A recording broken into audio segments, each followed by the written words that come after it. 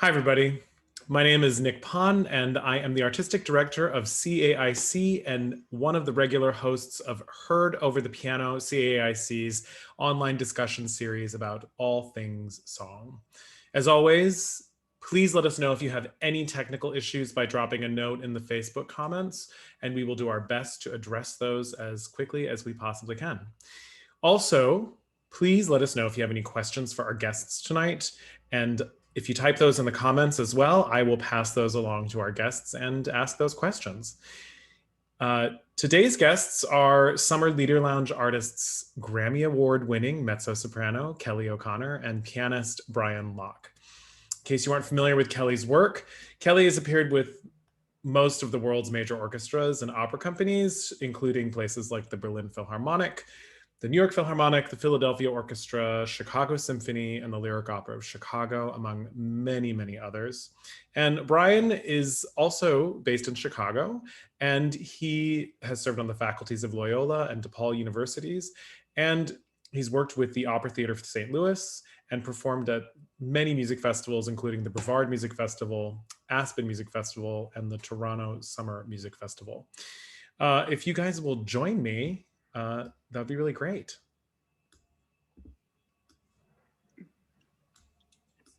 Hi. Hello. Hi. How are you? Good. How are you? So well. I'm hanging in. So you guys, I mean, you're sort of both CAIC regulars in a way, right? You know, Brian, you've played for like tons and tons of our master classes. I think this is your first time playing on the Leader Lounge series. Correct. And Kelley, this is your first time on the Leader Lounge series too. Bye, Brian. You've been on our festivals, right? I think you were in our festivals in 2014 for the Schumann Brahms thing, and also in 2016 for the Verlaine Influence Festival, right? The Paul That Verlaine. is right. Yes, and 2014 is actually where I met Brian. I think he was maybe pouring wine at the reception. Plastic cups of wine, exactly. At a tall boy. And there was just a connection. Well, that answers one of my questions. Press pause on that. We're going to revisit that for a second. So, I mean, even though you guys have been at CAIC a bunch, let's just start pretty basically. Could you tell us about your musical journeys? You know, where did you study? How did you get into music? Brian, would you like to go first? Sure. So I grew up outside of Atlanta and studied as most pianists do in solo piano, and still dabble in that from day to day. Through college, though, I found the ease of making money by accompanying undergrad singers. So that's how it started. And then that blossomed into multiple things, but I found these things called songs, which were, they felt almost as satisfying at the time, and then they became more satisfying than my solo piano work, and I got to make fast friends with people I was already in school with. Ended up going to Michigan to study with Martin Katz, which was a cornerstone of my training and my life, and then moving here, and not to go back to that one answered question already, but right away coming into the fold at CIC and among other organizations in town, really starting to root myself, and then sort of fly off and collaborate with a whole smattering of people and organizations. And so right now it feels pretty, whatever the opposite of being niched is, which is good for me for now. So, and we're all on our journey, right? So this is where we are now. So, yeah, it's been good. And Kelley? Well, I went to USC in Los Angeles. I'm a California girl. And while I was there, I really did a lot of choir singing. And I did choir pretty much my entire life since as the earliest, I think, was third grade or something. And those were always my first voice teachers. And all my early memories are making music with people. And for me, that was just always what I loved to do. And so it was kind of tricky when I started singing solo repertoire. I felt too alone, and I missed, making music in a group and sharing that experience instead of just doing it by yourself at the end of a stage. So I actually ended up doing much more concert work with orchestras, which is mostly what I do. Strangely enough, even though I might be standing by myself in front of the stage, I have a whole orchestra on the stage with me, so it doesn't feel as lonely. And I do feel like we're all doing our part for a group effort. And I think that's also why I enjoy collaborating so much. It feels like we're both sharing the experience and the responsibility and the communication. So I've just found those two ways of making music much more fulfilling. And I was really, really fortunate that my career was able to go that way, because it's what I am passionate about and what I seem to be good at. So those two met in a really wonderful way. Agreed. So it's funny, you're getting to all my questions. One of my questions was, what's drawing you to concert work? Well, what's funny though is that I had never really done opera. Like when I was at school, I didn't get parts. I was like doing the sets and the stage hand work and stuff. And I auditioned for Tanglewood when I was getting my master's, and a composer heard me and he wrote this opera, and it launched my whole career. So I was very, very fortunate that I, kind of auditioned for a thing I didn't think I'd get, and it just like opened so many doors. So you never know which way you're going to go. In school, you're taught a lot that there's one road, and if you don't do these certain things, you won't have a career. So I'm really, really lucky that I was able to have that kind of career. Well, I mean, I think it's a testament to the fact that there is not just one way to go about things. There's many ways to go about things. I mean, I'm sure, Brian, you've discovered that on your own path as well. Absolutely. Right. Absolutely. I mean, if you would have asked me 8 years ago or so, I would have thought, yeah, I'd probably be in the trenches of an opera house somewhere, doing repertoire work, it's fantastic. And I have done that. And there are people that are maybe more suited to that and like it more. But like you said, yeah, there are a multitude of paths. So I think this is mine right here.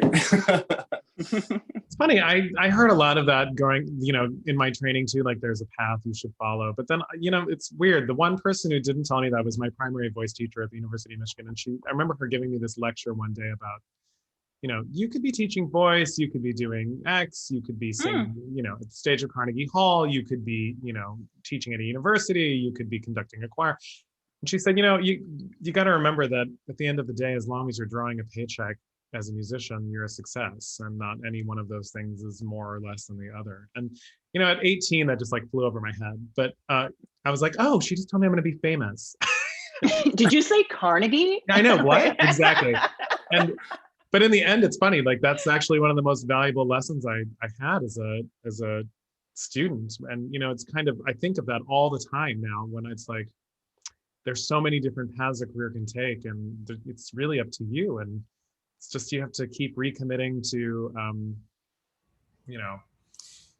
music at the end of the day. And what speaks to you, and what, just because someone thinks that achieving, a place on a certain stage is the end all doesn't mean that it is to you. I mean, I think of course during this pandemic too, any sort of music making that we could make coming out of it was just like bliss, and I mean, it was very unfortunate that we couldn't have an audience for this recital, but at the same time I didn't want to wait, because I was so eager to make this music with Brian again, and of course we missed having an audience. But for us musicians, it was such a bleak time, and you just didn't know how it was going to come back. So I think that has really, I hope that we remember how fortunate we are for any music making that we get to do and receive dollars.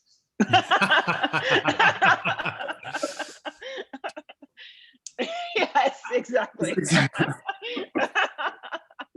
Or one, maybe just one. Just one. Some coins, right? Just some drinking money. Well, come on. So I want to come back to the pandemic thing in a second, but first let's just someone named Jordan Thomas has just put a lot of $signs in the comments. Thank you, Jordan. So before we get to my questions about pandemic times, can you just tell us about the program a little bit? What's on it? Yes. Okay, so this is kind of a combination. I mean, this wasn't a big evolution to get to the program that we had for this. And actually the beginning of it is really Brian's nod to pieces that he absolutely adored, and a composer that he adores, and a language that he adores, and a place that he adores. So I'll let you talk about the Poulenc. Sure. Well, yeah, as Kelley said, we did form, I don't know how many different versions of a program, and you can create a song program with a lot of different intentions, and you can create an arc and a through line and a common thread. You can have all one language. You can do all sorts of things. And we talked about these things, and we finally settled on, you know what? It's been a hard year, and we just want to do songs that we want to do for people, and they may not connect to each other, but that is sort of where we landed. And I'm kind of more than happy that that's where we ended up. But yeah, it's true. We start with 3 songs that are, if you're familiar with the work of Francis Poulenc, they are sort of in the top 10, the canon of the songs. If you're not familiar with them, you're in for a treat for sure. But yeah, Poulenc is a really active post-war French composer, worked in a medium that could be sort of seen as sort of cabaret meets jazz meets post-Ravel French art music. It's this really special sound in this special world. And the texts, particularly for his songs that he chooses, are some of the just most avant-garde. It's the best of mid-20th century French poetry, which I know if we've lost 10 people on the call right now, I'm sorry, but just wait till tomorrow. It's so good, so fantastic. Oh, they're so good. Yeah, if you're not lighting up a cigarette, I don't care if you smoke or not. If you're not lighting up a cigarette after Hotel, then I don't know. I don't know how to help you. So you start with Poulenc and sort of a nod to Paris, and then what happened? Well, and let's come back to what happens next. And how does the program ends with some Grieg? Do you guys want to tell us about yeah, there's actually about half the program. Can we just do all of Grieg? Can I do all of it? Sure. Well, actually, Brian introduced me to the song cycle, Haupthusa, which I did not know, and I do not know why I didn't. Everyone should know it. I hope you will after this. We were looking for something, Frauenliebe und Leben by Schumann is done so much, and it's a woman's life and love, and I was really wanting to tell like a full arc kind of story and something, but just in a different way. I mean, I've done Frauenliebe, and it's been done so many times. So, just trying to find a different sort of journey to go on. And the first time I heard these songs, I was just like, yes. And I've had a really good, every time that's happened to me when I've heard a piece, it's been a good thing. So I just said, we have to do this. This is just speaking to me. The language is fantastic. The music is so blissful and it's so different in so many different personalities. And it's just like everything. And I love that. That's kind of, one of the things that really draws me to art song is that you experience like a world in 2 minutes or something. You just have to like give so much information, jam packed. And Kelley, but it was really Brian that had found them. Well, I mean, they're not mine. Come on, but yeah, you're not great. We have a Google Doc. She will laugh, but we whenever we do a lot of planning, it always goes to the Google Doc, which is my favorite medium. But I have to say also, it's a testament to Kelley that part of the reason that these songs aren't done a lot is because this particular style of Norwegian, which is called nynorsk, which is this old style, country style Norwegian, is really difficult. And actually the Norwegian commonly spoken today, in urban areas in Oslo and things, is much more thinned down, fewer consonants. And so this one, put in the work, and it sounds fantastic.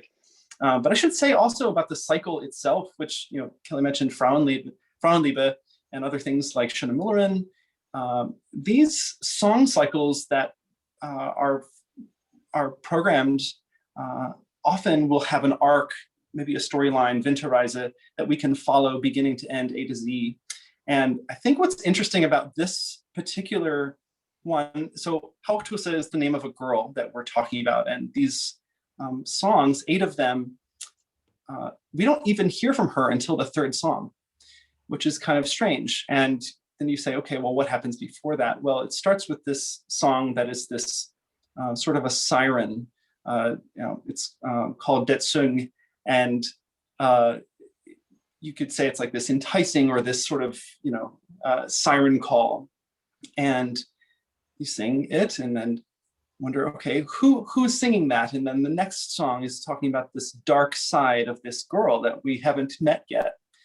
And then bam, 3rd song, what she says, look how blue this place is. I mean, it's this little teenage girl just out of nowhere. And what it does, instead of going from A to Z like maybe Winterreise would, is it gives the audience this knowledge of, before they even meet her, they say, okay, there's more under the surface. There's maybe a brooding side to her, and maybe it's something that we can just take and, you know, remember that everyone has a side like that. And I won't spoil the end. There's some foreshadowing, and I think, you know, what's interesting, as you're saying, that there is no kind of necessarily a chronological order with these, or it's not as easily transition. It doesn't transition as easily as the other ones, but at first I was like, I don't know what this is like, and it took me a long time to kind of have to come up with. It forces you to be creative because it's not an obvious situation. I was like, is it the cow? I don't know who's talking about this girl. Like, I don't know where this is. Like, you know, it was at the brook. We were just like, I don't know. I mean, you know, it was great because you have to make up the pieces of the story, the details. So that causes you to even get in deeper than just like a much more easily laid out storyline. So I think that brought us deeper into them as well. Mm-hmm. Right, that requirement of using your imagination to kind of fill in blanks. Right. Absolutely. Right, because there were how many actual poems? I mean, he only selected those. There's so many. So he created this sort of narrative. It wasn't like this was what was laid out by the poet, you know. So I think you have to wonder what was what was going on with his rationale as well for picking those. Well, it's really special that we have this document of this this cycle. I mean, you performed them incredibly well. I feel very lucky to have been able to sit in the session. And I don't know, I mean, Norwegian, that's hard. And you had such specificity with it, which, I mean, that must have been a ton of work. Well, luckily, I used to live in Atlanta prior to pandemic times. And the concertmaster for the Atlanta Symphony is Norwegian. And his sister is Norwegian, and she's a pianist, and they were, you know, kind of helping me out. So it was, I don't have the bone structure though. I'm telling you right now, those people just have like a higher situation. So, I mean, just talking for a second about preparation, what was it like preparing for this program in the midst of the pandemic? I mean, you know, it's interesting. Is that different that for you guys than it would have been under normal circumstances? Did it afford you more time, less time? Probably more once Brian and I had actually fallen in love with these other 2 pieces that were going to be like the ones that they'll be heard soon. They will be next part. But I performed these Robert Spano songs, the Sonnets to Orpheus, with Robert Spano in Atlanta in November. He was playing the piano, and he wrote these songs for me during the pandemic. And I just told Brian, I said, we have to do them. Like there's just something. It got him out of pandemic. It got me out of pandemic. It made me learn something. I was like having a really, really hard time getting motivated and having just a new work. And Brian helped me learn them because God loved Robert, but not the best on a MIDI file or an audio file. So I needed some help with actual rhythm. But I was like, look, you've already put all this work in, so why don't we just like really delve in? And he was game, thank goodness. So I'm glad we did. I hope that you had a good experience kind of diving into those more. Oh, yeah. Are you talking to me? Because for sure. Absolutely. Well, and it's the more that you dive in, and I hope everyone enjoys them tomorrow because they are really, truly beautiful. But they're pieces that, there are some things that are maybe more surface level, and there are other things that are worth getting to know, and the roots are deeper. And this poetry by Rilke is gorgeous, but it is a little avant-garde. It is 20th century, kind of like Paul Éluard that Poulenc uses a lot. It's this sort of thought to thought sometimes. But some of the sonnets that Robert chose, they do have a through line, and they use some of these sort of illegal things that we couldn't do this year, song and wind and breath, that are recurring themes throughout. Going outside, he creates this fantastic, beautiful sort of awakening of all the animals when they hear Orpheus singing for the first time. It's just beautiful, and says that that singing is a temple in their ear. It's just this fantastic imagery that will, I hope, come across on people's first hearing of them. But it's one of those that when you really get to sit with it and live with it, it becomes even more special. So yes, totally glad that we got to dig in. I mean, I certainly feel like those things came across on a first listen. It's I really like them. I think they're extraordinary songs. They're so atmospheric. They remind me a little bit of Mahler sometimes, which Robert Spano is a conductor, so that doesn't surprise me. So true. I mean, Kelley, have you performed any of Robert's music? I didn't even realize he composed music in addition to being a conductor. No, I know. He had written some songs for soprano before, and he had always said to me, I'm going to write you songs. I'm going to write you Rilke songs. And he had said it. I've worked with him for 15 years, and he's the first professional conductor I ever worked with at Tanglewood. We had the same birthday. We're kind of like kindred spirits. So, at the beginning of the pandemic, he was calling me up and we were like, what's Mariska doing on Law and Order today? I mean, it was like days of Law and Order. I mean, there was nothing else happening.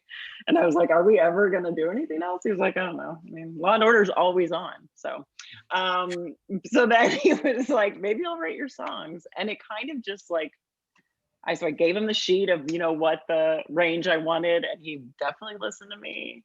And, and he just started, and it took him all last summer, and he wrote them in Atlanta, and then in his cabin in Ellijay, where Brian and I actually got to go rehearse. He let us go stay there, and so it was great. We got to go, rehearse where he had actually composed a song, so that was really cool. It's so good to get out of the city. Oh my God. Right. And even, we were talking about all the nature, and we're like downstairs, open all the windows, and I told Brian on all of our recordings I could hear like the birds chirping. I mean, it's like, it's great. You're like, this is amazing. But, so I think that was just also a really, really special thing about it. And, just Robert, it just really, because pandemic, he really, really became even more of a landing place for me. So I'm very glad that we could share these with more people who have heard them. Yeah, it's extraordinary that this music and the creation of this music is something that kind of, it sounds like certainly for you and Robert kind of pulled you out of the funk that the pandemic sort of put all of us in. Exactly. So they're kind of, I could hear that they're important pieces to you, and it's so great to hear that story behind that. It's it's so funny. I just saw him in Atlanta last week, and I said, I memorized them. He was like, what? Did you memorize them? They're so hard. So great. But I'm just I did not memorize them, for the record. I told him he memorized like some of it, so just like be prepared. That's so funny. I know. So, I mean, this kind of, I mean, it sounds like you guys had a preparation retreat Yeah. for this. I mean, I used to have that kind of thing like a long time ago when I had more time. And I mean, do you think that, I mean, I loved that. And I feel like it was such a valuable thing because it prepares you in a way that's so different than when you kind of just show up and kind of like do the couple of rehearsals and make it through the gig. Do you think that that's something that you'll carry forward from this experience if you can? Oh, I hope so. I mean, I really hope so. Just the whole thing. I mean, like when you're staying with someone and you're enjoying meals and you're enjoying nature, and I mean, it's like a full investment. And, I've been fortunate enough with like a lot of the new music I've done, I've gotten to spend really quality time with the composers, and it makes such a difference. Like it just, we're not just up there. We're not just, hello, my name is Kelley, you're Brian, let's go. Like there's just so much more we're doing here, so I think you can hear, like even when we met the week before, I came early to Chicago, but we had spent so much time on the piano in the cabin that we didn't really have to touch on it too much. And that's priceless, so really, knowing that you have that time, it was just, I think it's really important just to get it in you. And I think we both grew between the time of the cabin and getting back together here. It seemed like it, aged well, like a wine. Sure. Exactly. Which is also maybe a benefit to not doing the slapdash, fly in, 3 hours rehearsal, stage, fly back. Exactly. Yeah, exactly. I mean, I used to have that experience at Marlborough where we would like be in the middle of nature and like you just rehearse all day and it was like a retreat. And then going back to the real world after that was always so jarring because you'd be like, wait, what? No, but we haven't rehearsed it enough. And it's well, and I think it's good to be able to do interesting. Both, but for something like a recital program, it must feel so nice. I'm sorry, I didn't mean to cut you off. Interesting. No, I was just gonna say that's a benefit of COVID, because if we had done the recital when it was originally planned, I would have been like, I would have a really crammed spring, and it would have been like, okay, let's go. I mean, we wouldn't have had that time, and it would have been a totally different program. I mean, it's just, it's great that we kind of just were able to be malleable and kind of just change it to what was feeling right after all that had happened. I think that was one of those moments of clarity that did sprout from this year, is that maybe that's something that despite busy schedules, you make time for. I think once you see the benefits of it, you're like, oh, okay, all right. So that's one of the pluses from a year of otherwise maybe many not. Yeah, no, I mean, we have to take the silver linings in this context where we can. It's been extraordinary. Right. So Kelley, you work with a lot of living composers. I mean, you're pretty close with some of them too. John Adams, Bryce Dessner, Joby Talbot. Mm-hmm. Mm-hmm. I mean, what is it about new music that, I mean, is that something that really matters to you, or is that just something that you've kind of come into and like? I think it's both. I think, as I said, like my first big thing was, doing a new opera. And as you would know, Nick, I mean, for me, that there's no recording pre-existing of how someone's going to sound on this, it's the most liberating thing ever. And I think I was very fortunate that I was 23 and I was like, oh, I'm just creating this really low contralto roll and I'm going to make up how it goes, and then everyone's going to listen to my recording. But but it's crazy. So I'm not trying to sound like anybody. So I was really allowed at a young age to find my own voice, and I wasn't comparing myself to anyone. So that's what I love about new music. Like if someone can give me a MIDI file, John Adams, bless you. Like give me the MIDI file. I don't want to hear a voice. I want to hear a note on a keyboard. Like it's great, because then you're forced to you have to make it up. You are investing more than just copying some recording you've heard 8,000 times. So I I think that's why I love it so much, especially because I can't help but hear like Krista Ludwig and want to sound like that. So it's easier for me if I can't hear Lorraine Hunt Lieberson sing it. It's just easier. Well, so You know? speaking of which, we have a question in the comments actually in regards to that. So talking about specific cycles written for specific artists like yourself, you've performed Peter Lieberson's Neruda song so many times. How do you approach a work that is so closely identified with the singer for whom it was written? Like Neruda. I know. I Well, know. It I was mean, a lot. It's interesting because those were written for Lorraine, but you've really become the person who's most associated with them since Right. passing. I mean, so how is that? Right. And what is your approach there? Well, of course, at the beginning, it was really, really hard. I mean, she had only done them, 3 times before she passed away. And then they were programmed in Chicago with High Tank, and they were doing it at Carnegie, and that's the first time I did them.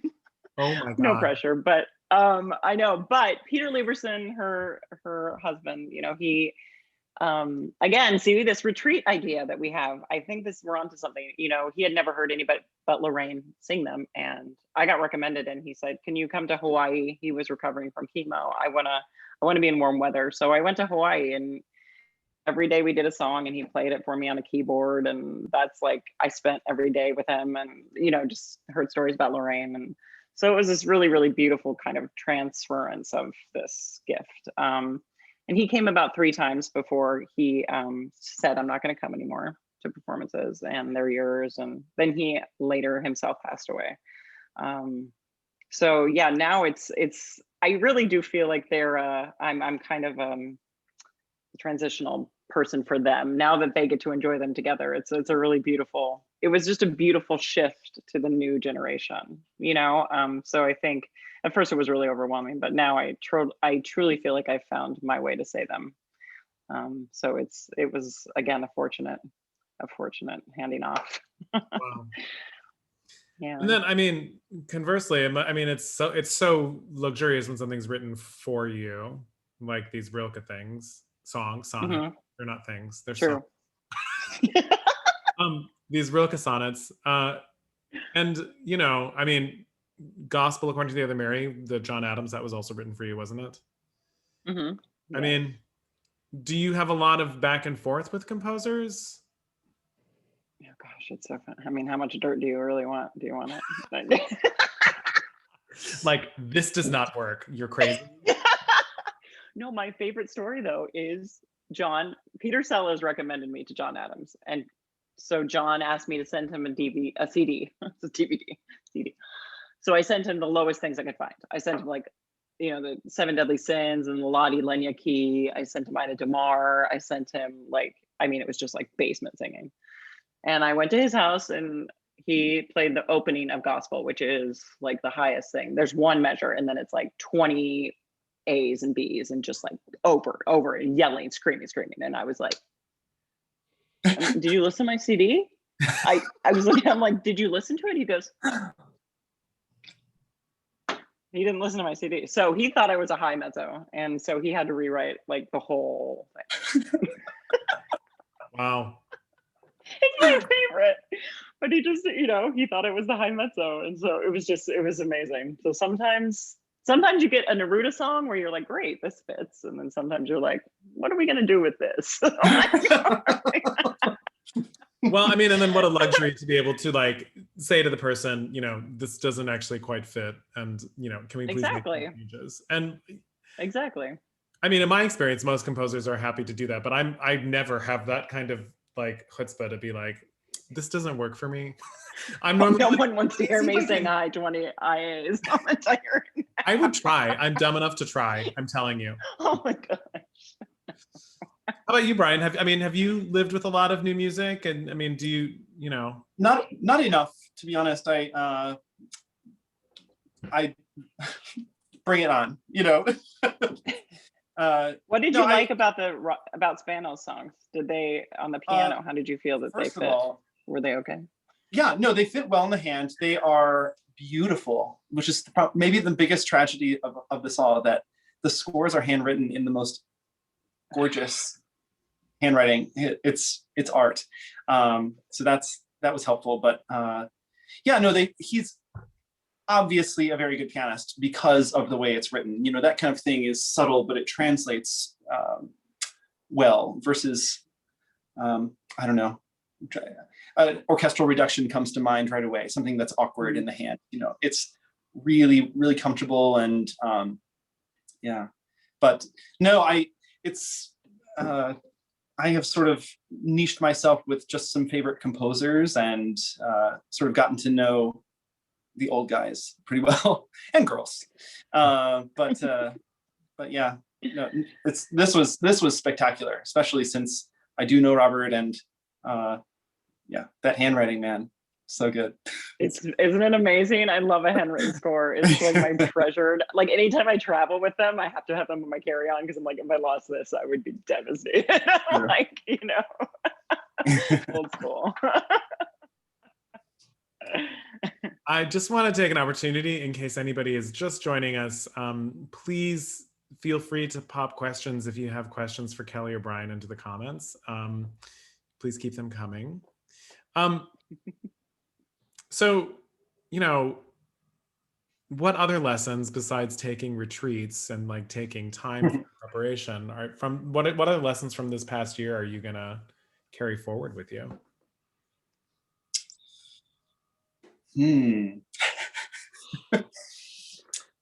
Well, one thing that I don't know if it's a direct lesson, because I've had so few performances in the last year, right? But it's kind of this, I've seen some houses and organizations I love struggle, big places with that need big audiences.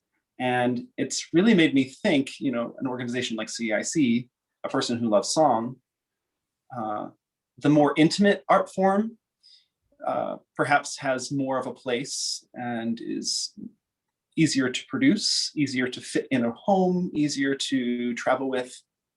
And, you know, a lot of dear singers that I know that I've grown up with, trained with, I've, you know, tried to do songs with them in the past, and they've been absolutely overloaded with either young artist work or, you know, traveling from opera to opera. And now that the unfortunate hit has happened for these big organizations this year, and they're coming back, which is fantastic, but it kind of, yeah, it just opened my eyes, and perhaps to some others as well, that, you know, there's room for more. There's room for the more, the smaller and more intimate forms moving forward.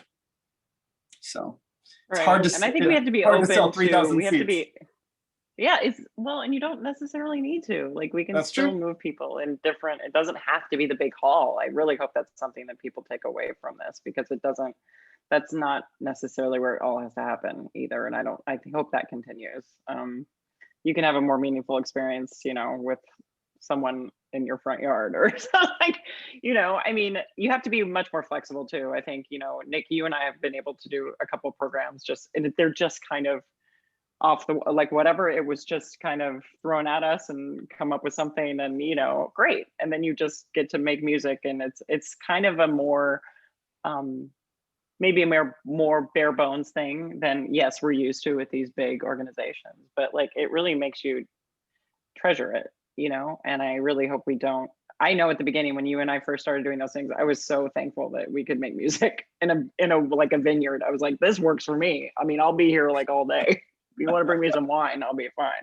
But, you know, I mean, like, you know, it doesn't have to be the stage at the Met, you know, it just doesn't. And I hope that continues for everyone, because I think I'm hoping a lot of artists have gotten in touch with the essence of why they do it, and what makes them passionate, you know, so that we're not just parking and barking and not saying something.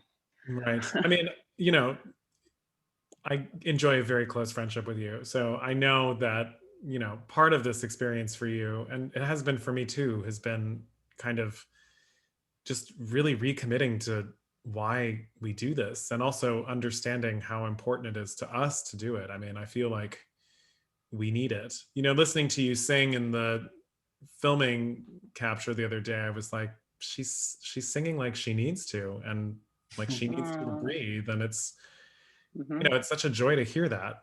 And I we do need time sometimes. And I think we do need this sort of, Brian, as you were saying, like the unfortunate to kind of happen to give us perspective and new perspective and fresh perspective on what is important and why it's important. We have some questions from people on Facebook. Uh-oh. Oh, no, those are good ones.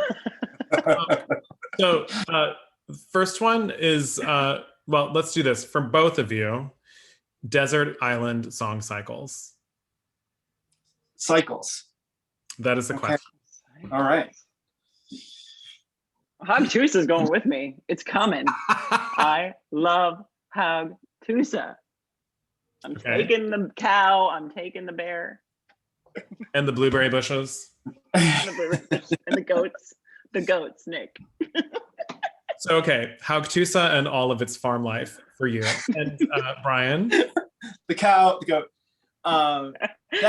That is hard, and I feel cornered, and I'm not okay with it because I like to put songs together to make my own storyline. So I'm just going to ignore their question and say that I'm going to, make a set of 6 Metner songs that, if we're on a desert island, will cool me off because they're all just Metner. So yeah. good. Yeah, absolutely. And then we have a couple questions from our vocal chamber music fellow, Anna Lorenzo. And the first one is from Kelley.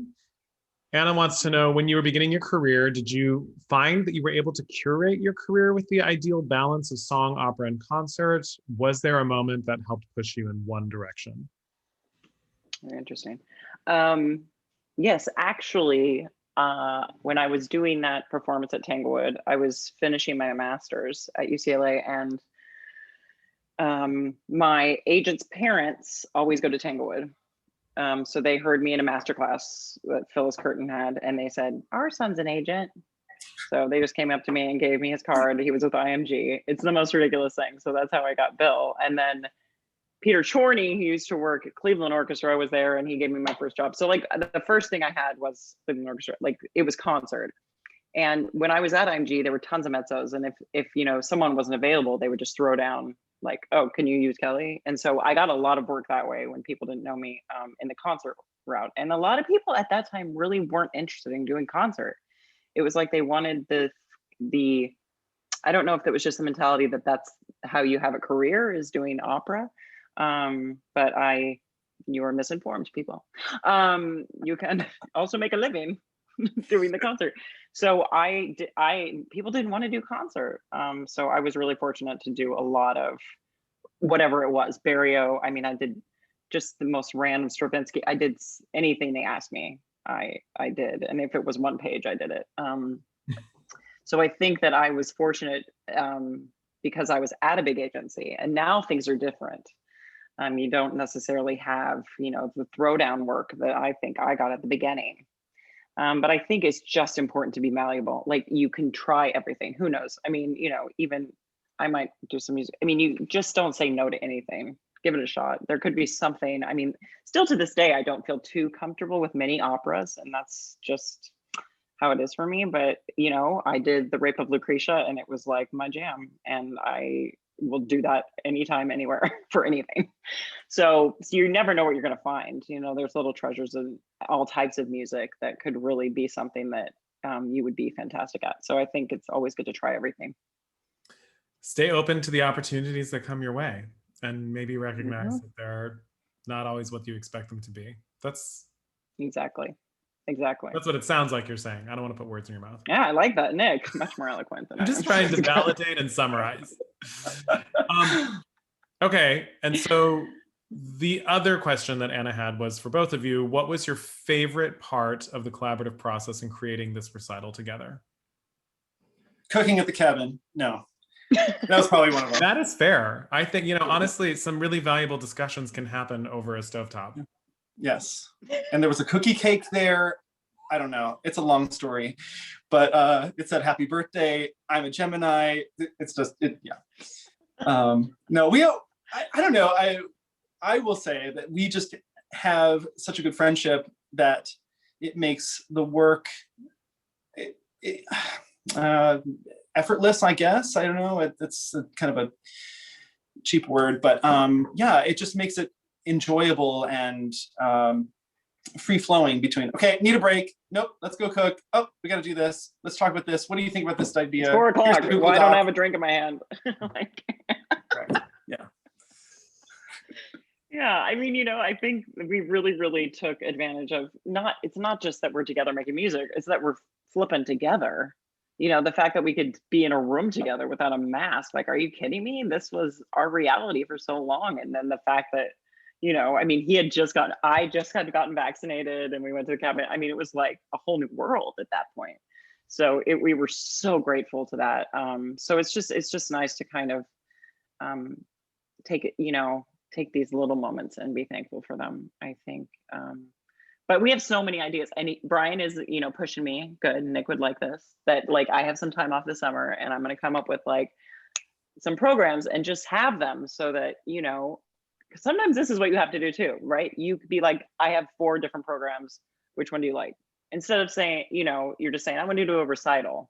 Maybe it's better if you actually give people ideas. Sometimes they need the ideas. So this was a little something, a seed that was planted at the cabin to kind of just come up with ideas. And why not?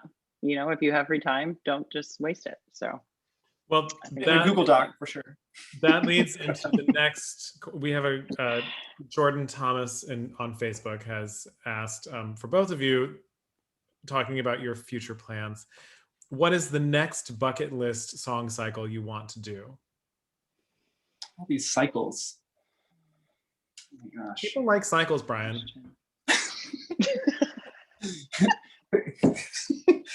Yeah. we do love the foray. Gosh. I have to literally be in like really crazy good voice to be able to sing chanson d'oeuvre, though. I mean, it would not be. You have to do that. Yeah. I want to, but like, I mean, well, that was originally what we were going to program, because I wanted to do some sort of like, you know, beginning of time thing. But I was also going to be working, and I knew my voice, it's high. It just is like really exposed and high. So that's something. Dramatic. And after listening to you do this recital, I will never ever believe you again when you say I can't sing high. I do appreciate you putting my music to Krefta in the preview. that was the That's note. my G. That's like, that note is the one, like literally Robert's like, music to Krefta. Music to Krefta. So that's our. It's a good note. It's my favorite high note. You can sing high. So I've also been on stage with you where you've sung like high cues. It's fine. You can do it. So chanson d'oeuvre. Okay, Brian, what about you? Mm-hmm. Wow. Yeah. If you would believe it, I still have never done Winterreise. So that is something that I've always wanted to do. And it's a little daunting, actually, because, you know, well, like Kelley was saying, like, you know, when you hear Christa Ludwig, you want to sound like her. Well, how many Winterreises have I heard in my life? So that's important. Also, I'm sorry, but coming out of a year of COVID, which was basically a big winter, I don't really want to do that song. So I'm gonna wait. Okay, so you want to do that, but you're gonna wait. So then, what are you gonna do? What do you want to do? What are you gonna tell Kelley you want to do?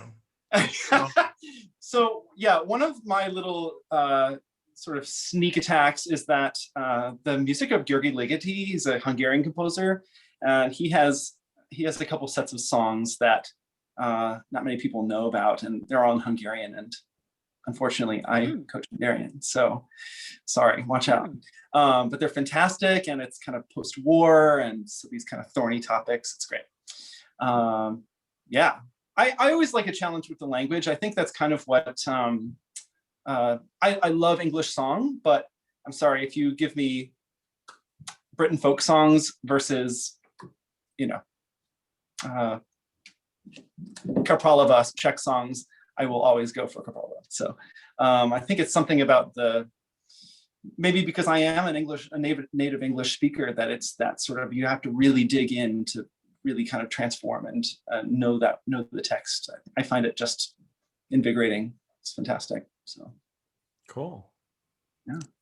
I'm gonna take another opportunity to solicit any final questions from the Facebook crowd.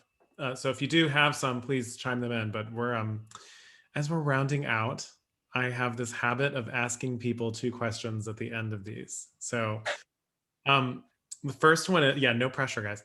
The first one is, what do you see as the future of the vocal recital?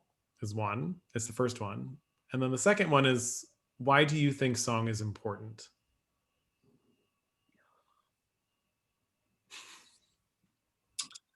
Song is intimate.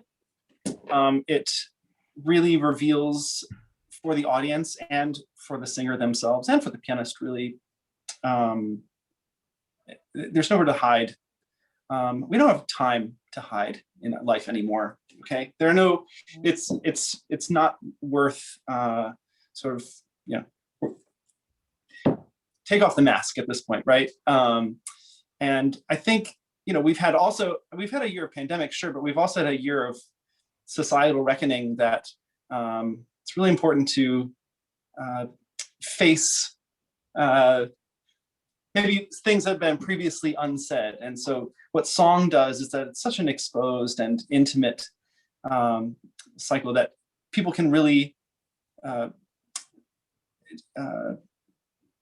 experience it as a whole versus maybe at a distance of when you're in row NN. And I forgot the other question. What do you think is the future of the vocal recital? What do you see as its future? I hope more casual, fully funded. So Hello. yeah, in maybe unorthodox as we stand here today, but you know, more accessible venues. In the round, I want people sitting behind me, like 4 inches behind the bench. I want them right there. Yeah, I want kids running around. That's what I want. So Yeah, I think it all needs to seem just easier. Like, it's not, you know, as separated from a reality that we're living in. You know, I mean, we all just want to make music and communicate and be near people and with people. And I'm really hoping that we can find ways to do that are different, and we don't stop searching for that. I think it's important that especially this art form doesn't just continue because it's fewer people. You know, it was easier during pandemic to have a piano and or you know, a one singer and stuff like that, because it is often very difficult to plan recitals and get them done because I don't understand why, you know, not everyone is encouraged to do them. It's just, you have so much searching in yourself and learn so much as an artist and a person, and there are just limitless things that one can learn from doing recitals. There's so much repertoire. It will never, you could never, I mean, are you kidding me? It's just fantastic. It's like a little untapped Kelley, world. Yeah, we didn't do our Ariana Grande at the end of this recital like we had planned. But I think also this is also another thing. We need the Ari in this will unlock all the doors. We didn't have time to do the Ariana Grande, but right. No, but again, you know, it's so much about communicating and the storytelling, and I really, really hope that that's why I think song is important too. That's why concert speaks to me as well. It's your responsibility to tell the story and communicate everything, and be completely open and vulnerable. So I think we all should embrace that and do it as much as we can. Agreed. So we do have a final question from Alan Taylor. Mm-hmm. And this is for both of you. Do you have a most memorable line of text from the recital? Oh gosh. There's so many good lines. I know it's gotta be Spano though. His is probably Je veux fumer. Je veux fumer, of course. For those who don't speak French, that's I want to smoke. So that's Brian's favorite line. Kelly? There it is. If it's not a line about a goat, I'm gonna scream until. Okay, we know I love the goat song, but it's gotta be the Stille Freund, the number 5 Spano. Oh the my opening God. of the 5th song is just like a trance. You just are just taken to another world, and I just Quiet friend of many distances. Like, what an image. Is that the one that ends with just the simple statement, I am? Ich bin. Yeah. Yeah. And that quiet friend It's is just- the wind that's all around us. I mean, which the poems that Robert chose that compares the wind to God, and that song is just easy for them. It's, you know, for humans, it's like, oh, we desire to be perfect and things. Nope, it's just wind. It's just breath. Ich bin. Ich bin. But it means so much in the context of now. I mean, and also, I don't know. Exactly. That poem Exactly. stuck out to me too. Mhm. Thank you guys so much for joining us this evening and having this chat. We really Of appreciate it. course. And True thank you pleasure. so Thank much you. for sticking with us, even when we had to reschedule from last season and move it to this season and move to the digital platform. And we're going to make sure this happens again sometime. You'll have a chance to do whatever program you want to do next, hopefully, in real time with real people on our series sometime again soon. Sitting 4 inches behind me. How about that? Well, you wish With children. so be careful what you wish for. We're inviting Christian Crocker just said yes. Hi, Christian. Oh, Hi, Christian Crocker. He is one of the funniest people I have ever met. he is. I guarantee And he is making brilliant. drop biscuits and gravy right now in his kitchen in Alabama. And a It's brilliant happening. musician. Oh my gosh, seriously. It's true. So thank you both, really. And I just have a bit of housekeeping to do here, and then we will log off. So just bear with me for 1 second. But this, everybody on Facebook, this is our final episode of Heard Over the Piano this season. And I just want to thank everybody for coming along with us on this journey of this season. It was an insane year, and Heard Over the Piano was a giant experiment that has turned out to be something that we all really love and enjoy. And that's thanks to people like Kelley and Brian for being willing to come on here and have chats with me and Shannon and Frank occasionally. And so thank you very much for an incredible season. We will be back with more episodes of Heard Over the Piano in the fall for next season. And stay tuned in the coming weeks for announcements about things that are coming up next season. We will be able to announce some exciting news in the next 4 to 6 weeks. So just stay tuned, keep your eyes peeled. In the meantime, tomorrow night is the final event of our 2021 season, and it is the Summer Leader Lounge featuring these two fabulous and fun people in an extraordinary program of songs by Francis Poulenc, Edvard Grieg, and the Midwestern premiere of Robert Spano's new song cycle, Sonnets to Orpheus. So be sure to tune in back here or at our YouTube channel or at our website tomorrow, June 4th at 7 p.m. Central for the premiere broadcast. And it will, if you can't tune in tomorrow night, it'll be available on demand through the evening of June 6th.